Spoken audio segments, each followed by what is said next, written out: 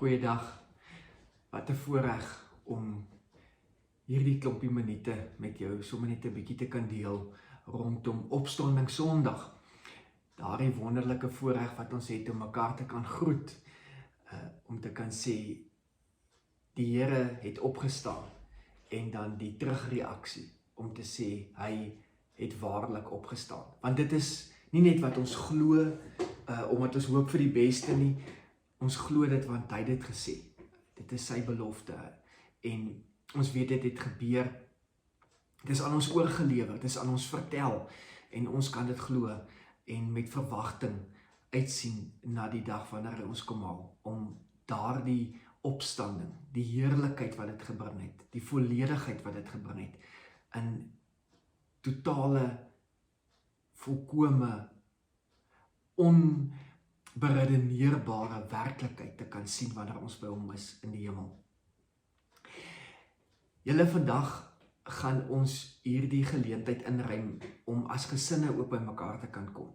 Die van julle wat dalk nou alleen is, kyk dit, luister daarna en vra die Here om vir jou te begelei deur elke oomblik van hierdie klompie minute saam. Maar die wat dalk nou saam is as families, as gesinne, gebruik die oomblikke waar ek gaan geleentheid gee, waar jy 'n oomblik kan pause, kan stop, en dan eers in daai oomblikke met mekaar die dinge kan deel wat ons geleentheid voor gaan gee, en dan kan jy weer bly en dan aangaan verder. So ons wil regtig 'n geleentheid gee waar gesinne, families net saam met mekaar tyd te kan spandeer om die woord van die Here, met die gedagte, met die onthou dat Jesus opgestaan het, want dit is wat ons vier, sy opstanding. Voordat ons verder gaan, kan ons 'n oomblik stil word, en ek wil vra, dis nou daai tyd, druk die pause knoppie, en dan gee hulle sommer geleentheid vir mekaar. As jy alleen is, vat self die tyd en word stil en praat met die Here. Maar as jy saam met mekaar is, gee geleentheid vir gebed, gee sommer geleentheid om net te sê, Here, dankie. Dankie vir hierdie, dankie vir daardie, dit wat ook al op elkeen se hart is. Gebruik hierdie paar minute, en dan sê julle saam vir die Here, dankie, aanbid hom, eer hom. Een van die maniere hoe ons dit kan doen is om te sê, Here, ons eer U, omdat U die skepper is. Ons eer U, Jesus, omdat U opgestaan het. Ons eer U, Heilige Gees, omdat U in ons kom woon, nadat Jesus U ook uit gestuur het. So, gebruik die oomblik, druk pause, en gee mekaar geleentheid om sommer net saam te bid. En na 'n rukkie kan julle ook vir 'n rukkie stilte gebruik, tot iemand dan amen sê, en dan kan ons weer verder gaan. Die gedeelte wat ek graag met julle wil deel vanoggend, is hier uit Jesaja 53.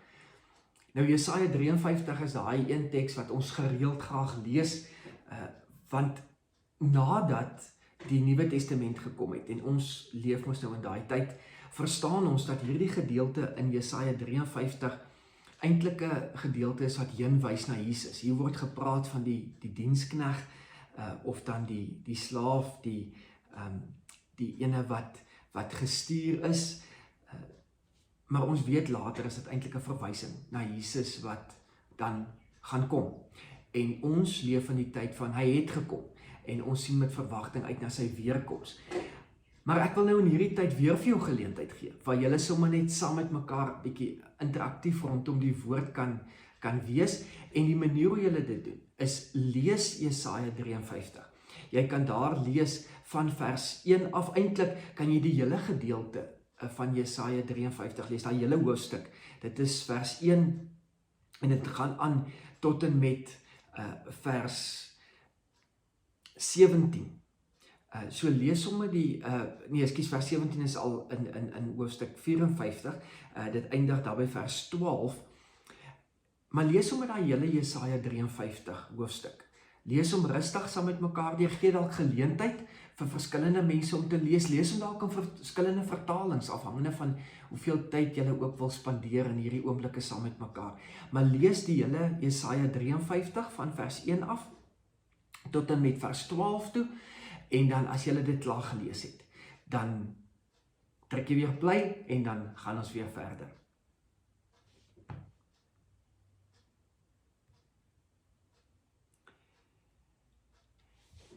Hier in Jesaja 53 lees ons spesifiek van dit wat die Here doen. Maar hy doen dit na aanleiding van 'n paar enkelte goed. Die eerste ding is die volk van die Here is in die moeilikheid. Sy volk wat hy gekies het, is in die moeilikheid. Hulle is skuldig. Hulle kry nie reg wat die Here deur sy wette vir hulle gesê het nie. God het 'n klompie opdragte vir hulle gegee en die ouens kry dit net nie reg nie. Hy het selfs hulle geleentheid gegee, ons gaan net oor dit praat, oor offers, dat as hulle nie die goed reg kry nie en hulle maak 'n fout, dan bring hulle 'n offer vir die priester en die priester, of hulle bring 'n offerdier, een wat nie gebreke het nie, en dan kan die priester dan nou die dier offer en die bloed wat moet loop en dan word hulle nou vrygeskeld van die fout wat hulle gemaak het, die sonde wat hulle gepleeg het. Die probleem is, hulle bly in dit vasgevang, want elke kort is daar 'n nuwe foutjie wat die volk maak. So, hulle is skuldig en hulle is in die moeilikheid. Hulle kry nie reg wat die Here vir hulle gesê het om te doen nie. Maar daar's ook 'n ander ding in die proses wat hulle nie heeltemal reg kry nie. En dit is die voortsetting van hoekom God hulle roep as sy volk. Jy sien, hy roep ons praat nou van die Jode, ons praat van die Israeliete. Daai stadium is so bekend as die stam Israel, maar ons weet later is dit die 12 stamme, mos nou, en die hele proses wat gebeur het rondom die verdeling wat gekom het tussen hulle, omdat party gehoorsaam was, 2 stamme en ander 10 was nie gehoorsaam nie, en 'n klomp goed wat rondom dit gaan, maar ek wil nie vandag te veel oor dit praat nie. Jy kan dit gaan lees, dit staan in die Ou Testament. Maar die hele ding van dat hy hulle kies as sy volk en hulle dan leer om op sy manier te werk, te doen, te dink, maar om dan op sy manier hierdie leefstyl te leef, sodat die ander volke, ander stamme om hulle, wat hom nie ken nie, hom kan leer ken. Dit was nog altyd die plan gewees. En hoe hulle dit dan ook nie reg kry. En dan kom ons by die Jesaja 53, waar ons van die dienskneg lees, wat ons dan nou vandag weet, is Jesus. En hier's 'n paar goed wat in vers 10 en 11 staan, wat ek graag met jou wil deel vanoggend. En die eerste ding daar is, ons lees daar, as jy nou die 83 vertaling daar sou lees, dan staan daar van die skuldoffer, wat hy dan nou kom word het.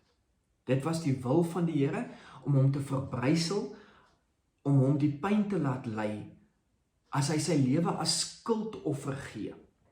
Die skuldoffer, ons het net verwys na die ding van, wanneer die volk skuldig was. Nou hierdie gedeelte is wat ons in Levitikus 5 kry, onder andere, in Levitikus 5 vers 5 en 6, wil ek graag vir jou die volgende lees. Nou ek lees daar die nuwe Afrikaanse vertaling, maar dis nou nie die heel nuutste, die 2020 vertaling nie, dit is nou spesifiek dan die 83 vertaling, en dan lees ons die volgende daar. Wanneer hy in enige van die gevalle te wete kom dat hy skuldig geword het, dis nou iemand wat iets gedoen het, onwetend, per ongeluk. Maar wanneer hy te wete kom, bely hy dat hy gesondig het, en bring hy vir die Here 'n skuldoffer oor die sonde wat hy gedoen het. Dit kan 'n skaapooi of 'n bokooi wees, wat hy as sondeoffer bring. Die priester doen versoening vir die persoon oor sy sonde. Namens hom gaan die priester dan nou die offer bring. Dit was die manier om dan nou van jou skuld boete te doen.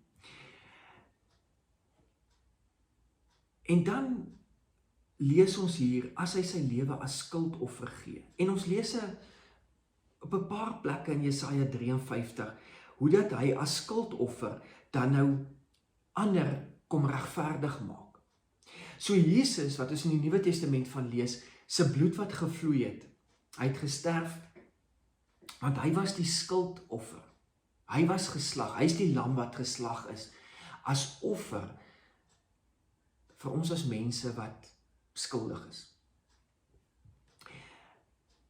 En op die manier doen hy wat? Hy kom betaal dat ons nie meer skuldig is nie. Maar meer as dit, die skuldoffer wat gebring was, is om te sê, jy het 'n fout gemaak, so nou is jou verhouding met God nie lekker nie. En jy moet daarvoor moet jy verskoning vra. En daarvoor bring jy dan nou die offer. En nou kom sê die Here, maar hy gaan sy dienaar, sy diensknegt, Jesus dan nou, as skuldoffer behandel. Vers 10 begin om hom te verbrysel, om hom die pyn te laat ly. Dit is die wil van die Here. Klink amper verskriklik. Maar hoekom doen hy dit?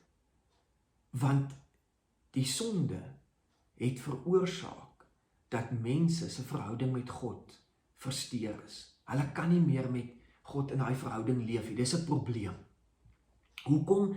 Want God is 'n God van liefde. Hy wil hê ons moet regverdig wees. Nou wanneer is jy regverdig? Wat is die Afrikaans, kan ek amper sê daarvan? Dit kom daarop neer dat jou toestand is van so 'n aard dat jy welkom is by God. Jy word toegelaat in God se teenwoordigheid. En dit is ook hoekom die mense nie self die offer kon bring nie, want hulle was nie goed genoeg nie. Hulle moet kom boete doen. Die priester is die een wat deur God gekies is om die offer namens die mense te doen.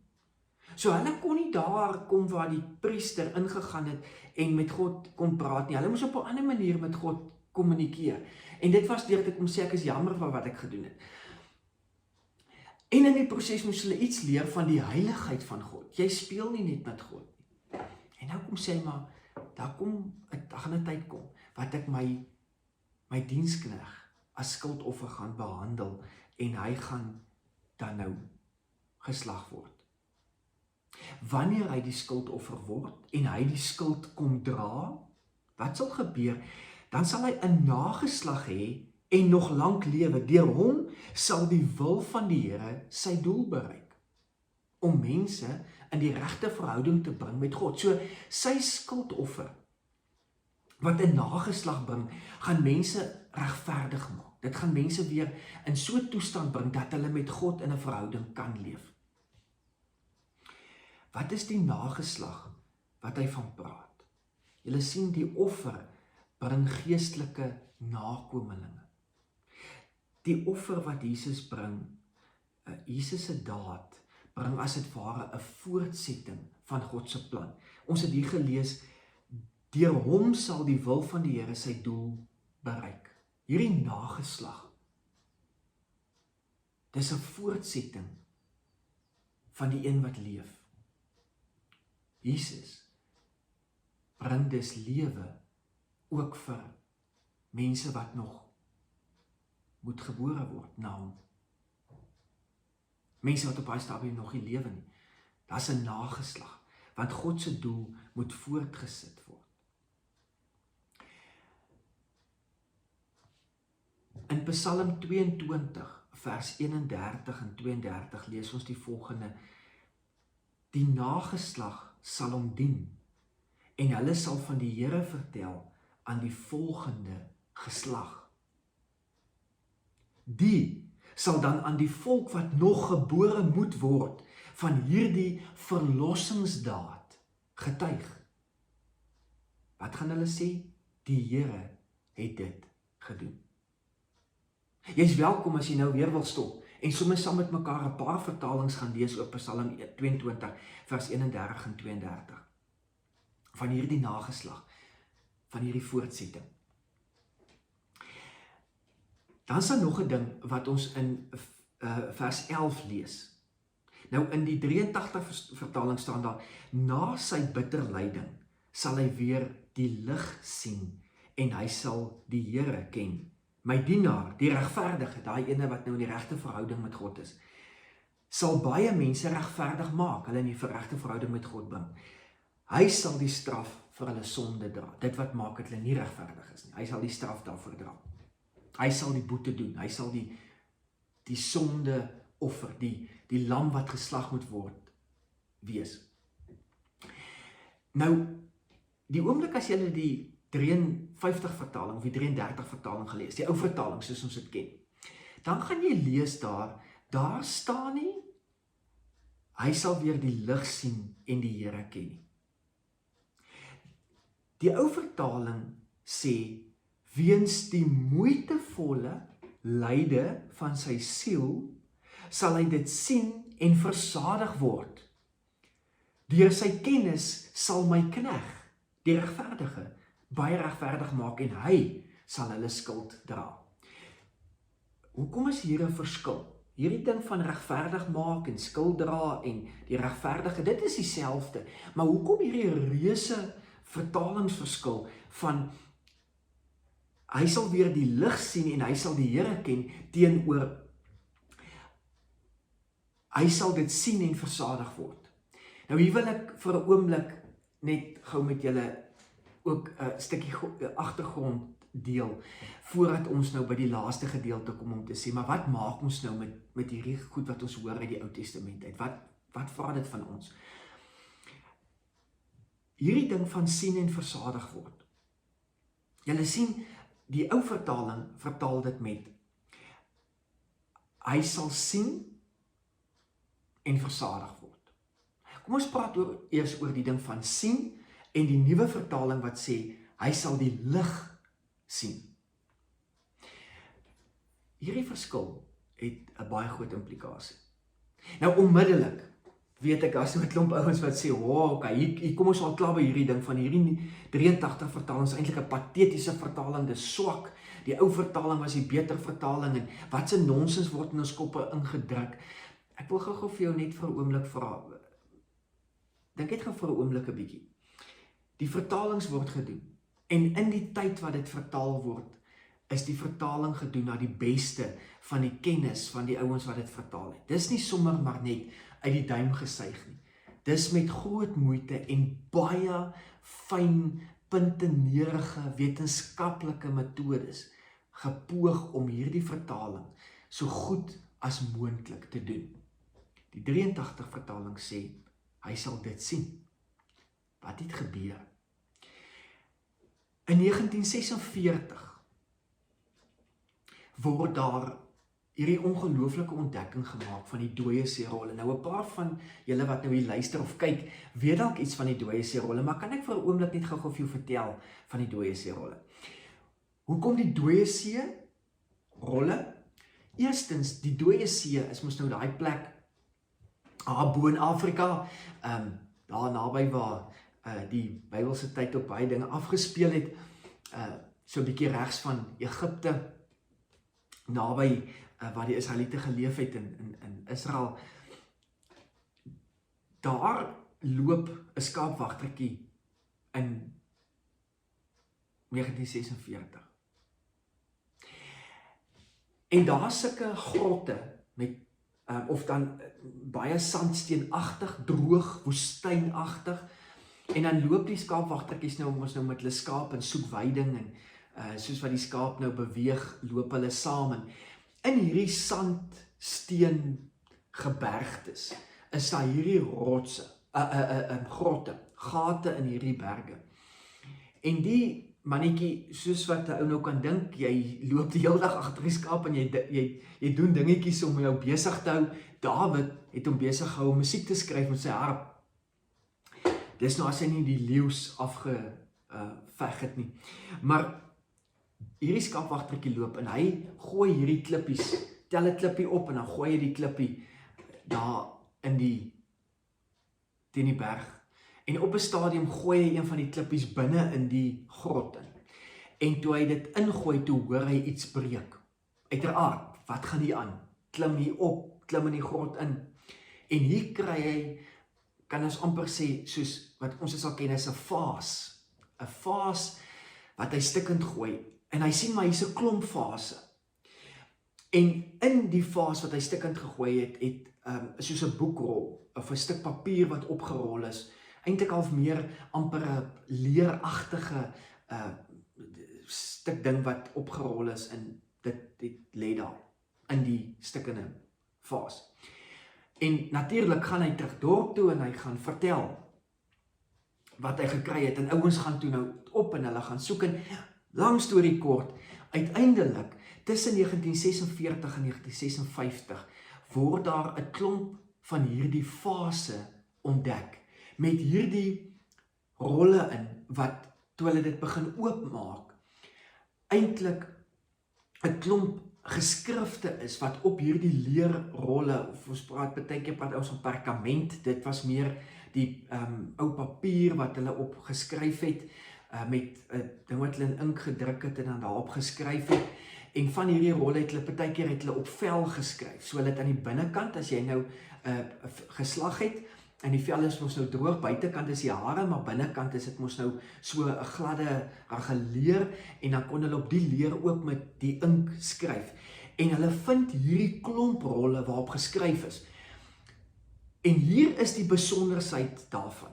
Onthou nou tot op daai stadium waarvan die 33 vertaling een is, die eerste Afrikaanse vertaling, is in 1933 vertaal. En die beste teks waarop hulle kon gaan was die Masoretiese teks. Die Masoretiese teks is 'n teks wat destyds deur 'n klomp profete en ook priesters behoue gebly het. Hulle het 'n klomp van die heel oudste tekste kon hulle bymekaar maak en hulle het half soos in 'n biblioteek bymekaar gehou.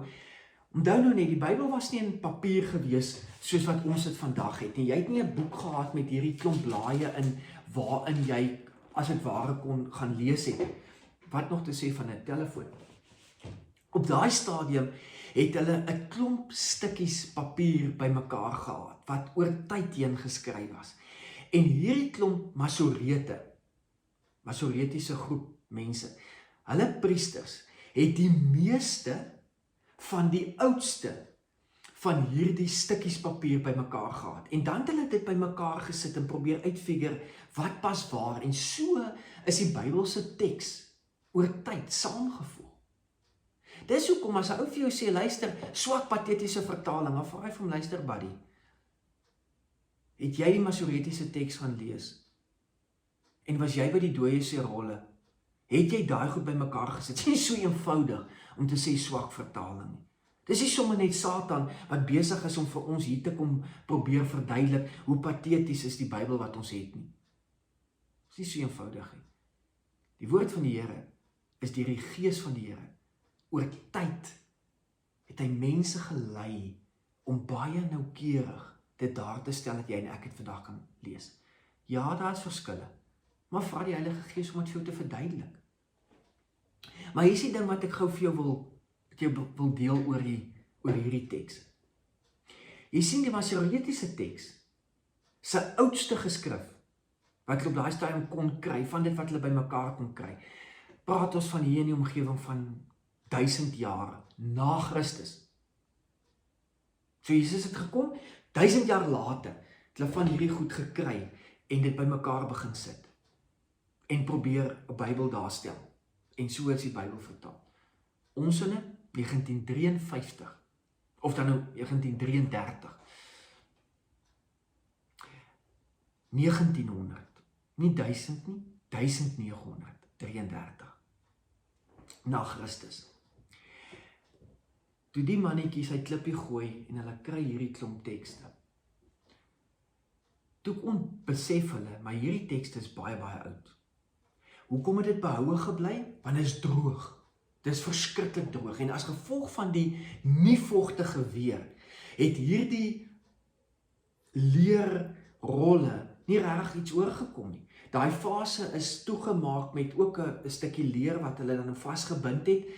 En daai proses was 'n ongelooflike preserveermiddel. Soutgehalte daar is ook van so 'n aard dat tussen die sout en die vog en hoe dit bymekaar gekom het, daar was net van so 'n aard dat hierdie 'n fenominale preserveerproses eintlik van nature was. Sonder dat die ouens het geweet het, hulle het weggesteek. Hulle wou nie gehad het die mense moes dit kry nie. Hulle het dit weggesteek.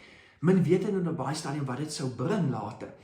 Dan kry die mense die tekste, dan begin ontleed hulle die tekste en begin soek hulle, en weer met 'n klomp wetenskaplike metodes wat ek nou nie jou mee gaan verveel of jou gaan help om jou kop oor te breek nie.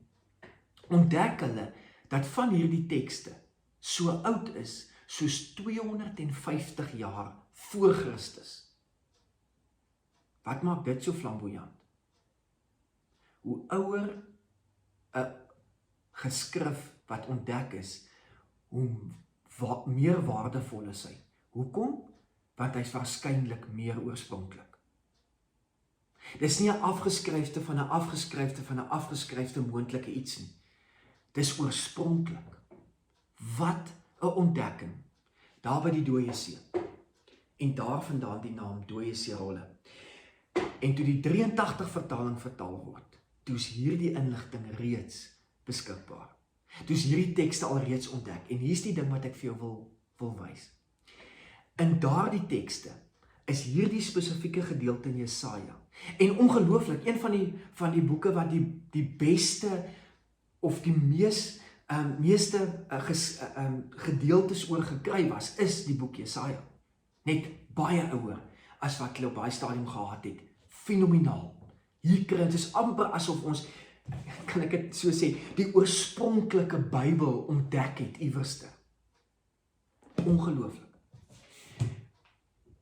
En dan vat hulle die geskrifte en hulle begin ontleed dit. En dan is een van die goed wat hulle sien is, hierdie Jesaja 53 vers 11, wat lees, het hy weer gesien, het hulle agtergekom, daai vertaling het die woord lig bygehad. Wat het hy gesien? Hy het die lig gesien.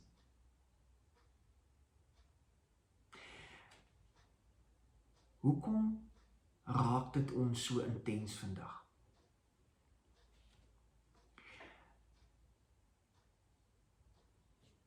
Wanneer ons gaan kyk na dit wat staan in Matteus 5 vers 14. In Matteus 5 vers 14 staan daar, julle is die lig vir die wêreld. En in Johannes 8 vers 12 staan daar, op 'n ander keer het Jesus vir die mense gesê, ek is die lig vir die wêreld. Johannes was waarskynlik een van die ouens wat te doen gehad het met die gemeenskap wat die tekste van die dooie see-rolle opgeteken het. Hy het iets van hierdie geweet. En hy is die een evangelis wat skryf, evangelieskrywer, Jesus wat sê, ek is die lig. Maar dit is iets wat in Jesaja al geprofeteer is. Jy sal die lig sien. Ja. Jesus sien die lig. Wat beteken dit? Dis nie 'n fisiese lig op aarde nie. Dis die ewigheid, die heerlikheid van God, waarna verwys word. Want as hier staan, Jesus sê, ek is die lig vir die wêreld. Wat kom doen hy as die lig? Hy help ons om te sien dat God werklik is en dat ons 'n verhouding met hom mag hê. Ek gaan nou praat oor daai ding van die verhouding mag hê.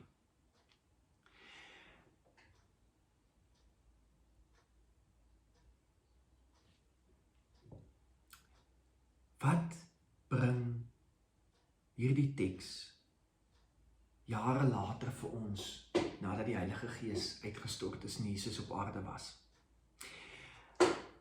Die Heilige Gees wil nie hê ons moet net weet van Jesus se opstanding. Hy het opgestaan. Ons glo dit, ons bely dit, ons weet dit. Hy het opgestaan. En kan ek vir jou vra, wil jy nie op hierdie oomblik stop, druk pause en sê gou vir mekaar, maak 'n paar voorstelle en sing 'n paar liedere saam oor die opstanding nie. Of alles het nie spesifiek oor die opstanding nie, oor God se goedheid en sy grootheid. Hierdie ding van dat al in die Ou Testament wat gesê het Jesus is die lig en dat hy hierdie verhouding kom herstel het. Ons het gelees dat hy ons skuldoffer geword het, dat hy die nageslag gebring het. Ons wat 'n nageslag is later, wat kan deel word hiervan, wat sy skuld betaal is. Wil jy nie sommer nou in hierdie oomblikke 'n loflied sing, want hy het opgestaan. Hy leef. Daar's vir jou 'n klare lied. Hy leef hier in my hart. Maar Jesus leef vandag. Sing dit. Of as jy kinders by jou het, hulle is baie oulik en kreatief met liedere. Sing 'n paar liedere saam met mekaar. Dink sommer aan 'n paar. En as jy dalk alleen is, kyk sommer op YouTube daar, soek hy leef. Dit is daar, dan speel jy dit. Of as jy wil, enige ander lied, hoe groot is ons God? Sing dit, of genade, onbeskryflik groot. Daar is verskillende liedere. Gebruik die oomblik, pause en sing net saam met mekaar 'n klomp liedere om die Here te eer vir wie hy is. En daarna kan jy weer verder pleit, dan praat ons gou die laaste stukkie om klaar te maak.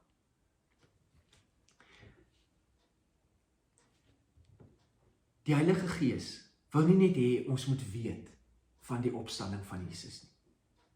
Die Heilige Gees het deur die opstanding, of in Jesus se opstanding, het 'n klomp goed gebeur, en die Heilige Gees het ons kom herinner. En daar's 'n paar dinge wat ek met jou wil deel. En ek wil jou uitnooi, gebruik iewers tyd en vra vir die Here, Heilige Gees, wys vir my wat U nog deur die opstanding gebring het. Wys vir my wat U vir my gebring het deur die opstanding. Maar ek wil sommer net gou 'n paar met jou deel uit die teks wat ons vandag gelees het. Ons het gelees van die skuldoffer. Wat het gebeur? Jou skuld is betaal. Jy's vry. Wat het nog gebeur? Jy's versoen met God. Jy hoef nie meer na 'n priester toe te gaan nie. Jy kan self na God toe gaan. Want jy is geregverdig. Dit wat verkeerd was, is reg kom maak. Dis reg kom maak. Dis betaal. Die skuld is betaal, sodat jy in God se teenwoordigheid kan wees. Wat het nog gebeur? Jy het deel geword van die nageslag van God. Al is jy nie een van die 12 stamme nie. Al het jy nie sogenaamd die regte herkoms nie. In Jesus is jy deel van God se nageslag. Jy word deel van Jesus se geslagsregister, sy stamboom, God se stamboom. Jy's nou deel van dit, wanneer jy in Jesus glo en aanvaar dat hy vir jou opgestaan het. Hy het dit met sy bloed beseël. Openbaring 5 vers 9. Lees dit 'n bietjie saam met mekaar. Stop vir 'n oomblik en lees saam met mekaar wat staan in Johannes 5, in Openbaring 5 vers 9.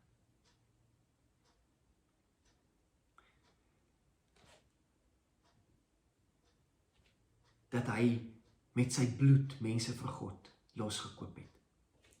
Jesus het dit self kom sê in Lukas 22 vers 20. Jy kan dit ook saam met mekaar lees. Lees bietjie vir 'n oomblik, pause gou weer en lees gou saam met mekaar wat staan in Lukas 22 vers 20. Dit is waar Jesus die nagmaal kom instel.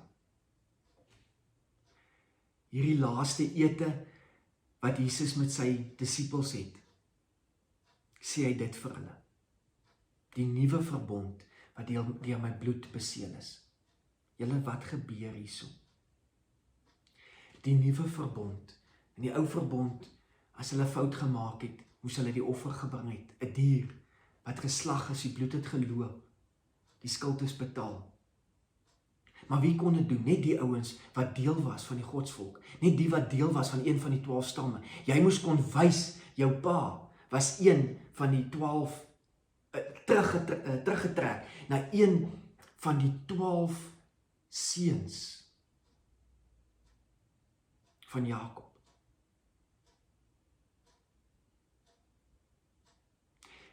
Dan kon jy sê, maar jy's een van die 12 stamme.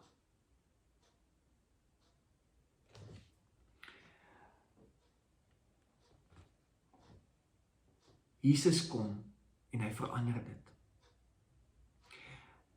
Nadat hy gesê het, dis met sy bloed beseël. Wat sê hy daarmee? Dit maak nie meer saak uit watter bloedlyn jy kom nie. Deur die bloed van Jesus word jy deel van sy nageslag. So hy betaal nie net die skuld van die offerlam nie. Hy maak jou ook deel van die godsvolk. En jy word deel van God se stamboom. En dan, wat gebeur as hy die Heilige Gees stuur? Die Heilige Gees kom herinner ons nie net hieraan nie. Na die instelling van die nagmaal sterf hy. Hy staan op en hy word verheerlik by sy Vader in die hemel. En dan stuur hy die Heilige Gees. En deur die Heilige Gees kan jy en ek sien. Hy kom wys ons hoe Jesus gelyk in die Gees. So ons sien die lig. Jesus is die lig vir die mense. Maar hy kom herinner ons ook.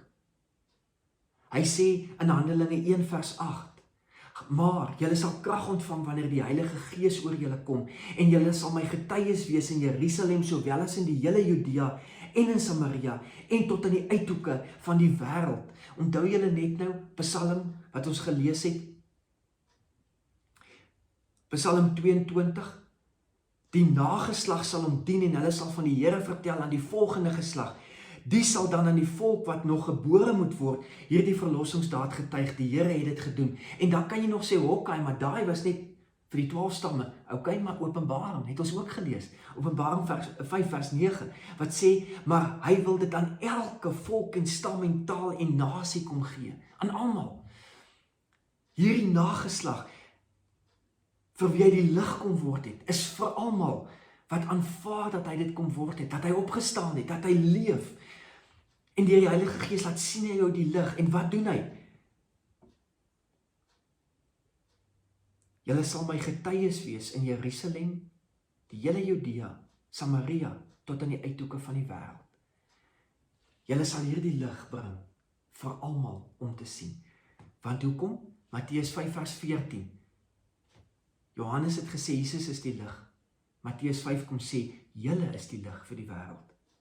'n Stad wat op 'n berg staan, kan nie weggesteek word nie. Op 'n ander keer het Jesus vir die mense gesê, ek is die lig vir die wêreld. Wie my volg, sal nooit in die duisternis leef nie, maar sal die lewe hê, sal die lig hê wat lewe gee.